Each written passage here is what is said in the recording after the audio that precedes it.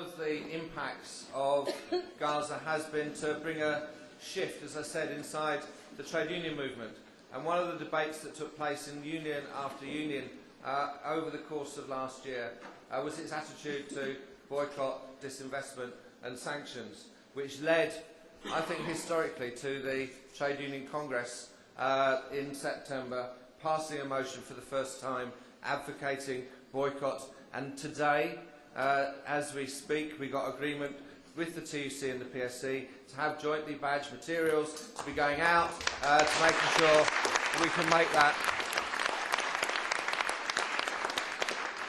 make that a reality, and I hope lift to another level the campaign around the boycott that's taken place until now. And therefore, I'm very pleased to be able to introduce Alison Shepherd, who's chair of the International Policy Committee of Unison, because Unison played a key role in delivering that vote at the TUC and have played a key role for many years. They've been one of the first and major unions that have advocated solidarity with Palestine and boycott. Alison.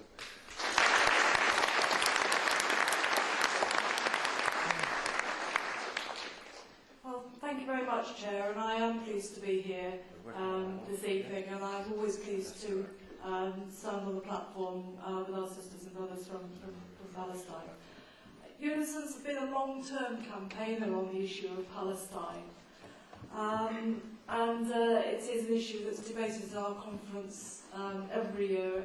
We've developed policy for a very long time back. But the military action a year ago brought the reality, I think, into the living rooms of all our members, and it certainly focused our minds and it moved our policy on. So, where are we 1 year on? Well, 1 year after the start of the military action in Gaza, I think that we believe that the international community has betrayed the people of Gaza by failing to back their words with the effective action to secure the end of the Israeli blockade, and that's preventing reconstruction and recovery. This isn't an accident. It's a matter of policy. The Israeli policy is of isolation. It's not new. And Gaza has been the subject of closures since 2000 and has been blockades since 2007. As we've heard graphically with the Conway report back, which I found interesting, Israel does retain direct control over all crossings into Gaza except for Rafah, and determines in detail what is not permitted.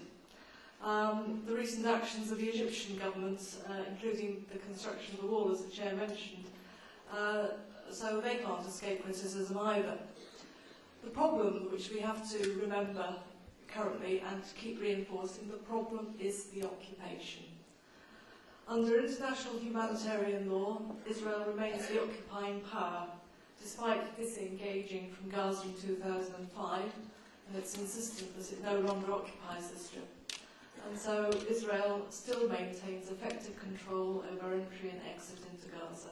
Its airspace, its seas, all aspects of its daily life, its economic life and infrastructure. As the Chair mentioned, all these appalling incidents did move things on in my union, and it moved things on in other unions as well. There's a whole number of unions who've got commitment and have been working, but a whole lot more suddenly came on board, and I think the momentum was overwhelming. And the TUC at its Congress last year, after a long and interesting week, took a very major and very clear decision and took its policy forward on the issue of Palestine. The TUC has also called for the suspension of the EU-Israel Association Agreement, and that is another area which we need to step up some work on. The European Union is the major funder of humanitarian development programmes in the occupied Palestinian territory and Israel's largest export market. So, despite some fairly strong language, the EU has so far failed to move beyond words. We think that the suspension of the agreement will have a major impact on the Israeli economy, industry, research and university sector. So I think you can see that there is an awful lot that we can do as a trade union movement. We'll be playing our part in building a very mass movement in solidarity with the Palestinian people. So thank you very much.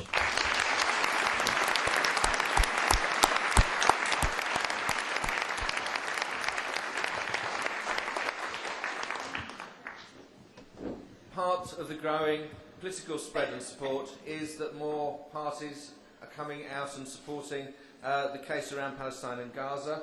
And our next speaker is Joseph Healy from the International Committee of the Green Party.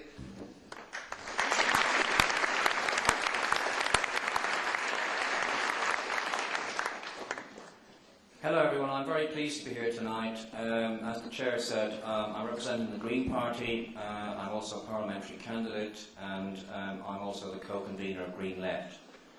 I'd like to say first of all, in response to what was mentioned earlier, the Green Party has already for 2 years had a policy of sanctions and divestment in Israel, so we stand foursquare behind the campaign. And I want to pay total tribute to those who took part in the convoy.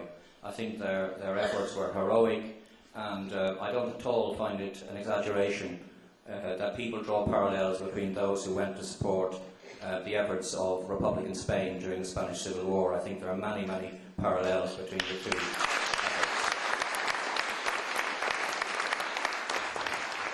We've read about their attempts to get through by sea and by land and so on, and I think the role of Egypt in all of this has been absolutely appalling, has been disgraceful. And I think one of the questions we do have to ask ourselves, because considering that they're now building a wall and carrying out various other efforts to prevent aid from reaching Gaza, is perhaps the time has come for us to consider extending sanctions to Egypt, or certainly bringing pressure to bear on Egypt. When the convoy was attacked, and when people were arrested, and when they were refusing to get allow supplies through, Caroline Lucas, the leader of the Green Party, issued a press release totally supporting the convoy and saying that she, thought the actions of the Egyptians were totally unacceptable. So she has absolutely come out and been clear-cut about that. And I think Kevin Ovington earlier referred to the role of Turkey. The role of Turkey is central in this. We already saw the many vehicles which they supplied to the convoy. And also I read today that the Turkish Foreign Minister was meeting today with the Israeli government and demanding that aid be allowed into Gaza. And as usual, the Israelis are prevaricating. But Turkey's role is becoming increasingly important, and I think one that the convoy has helped enormously to consolidate. And I think there are many human rights issues here in relation to Gaza. I mean, looking at some statistics, in November, only 275 trucks had been allowed by that point to get through the crossings. That was the lowest figure since the war. And that was EU diplomats were actually giving those statistics. And the lack of clean water, and Alison Shepherd referred to the destruction of health facilities. I mean, we're actually seeing children now dying from contaminated water and from diseases associated with that. And that is simply unacceptable. And the Goldstone report, which has been suppressed, of course, although many of us know what's in it, states that states have a duty to investigate allegations of violations by Israel. And again, we have our government here trying to actually escape from this responsibility by trying, instead of actually taking action against war criminals, actually trying to change the law to allow these people to come and have an evening's dinner at number 10 with Gordon Brown. Well, I think it's totally and utterly unacceptable, and I think that message must go out very clear from this meeting.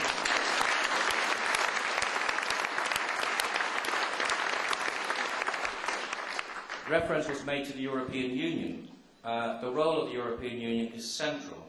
They must pressurise Israel, and they must stop the favoured agreements, not just in terms of trade. The trade agreements are essential, but there are many other agreements also. We've seen many efforts to bring, we've even had a dance troupe recently attempting to come to London from the Israeli Defence Forces, and because of the pressure of public opinion, that theatre was actually forced to cancel that performance.